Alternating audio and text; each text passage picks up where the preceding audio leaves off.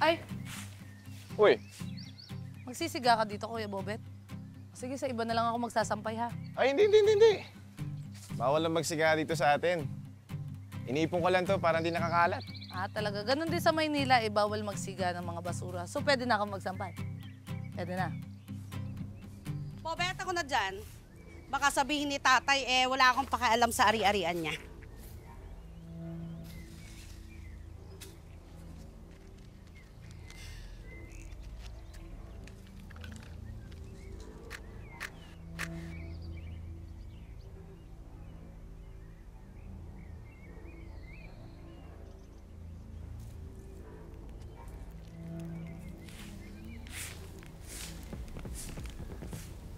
Ay!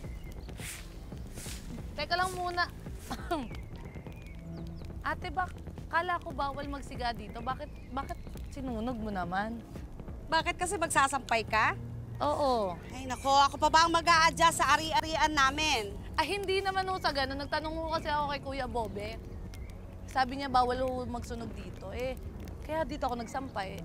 Sana kung nalaman ko na magsisiga pala kayo, di sana sa iba na lang pala ako. Hindi ako para magpaalam sa'yo. Unang-una, hindi welcome dito si Oka. Lalong-lalo na ikaw, wala kang bilang sa pamilyang ito. Ay, hindi ko ho alam kung anong problema niyo kay Oka. Lalo sa akin.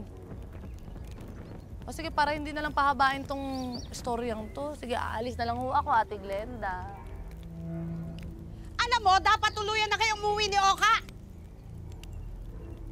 Talaga? Walang iya ka! Aray!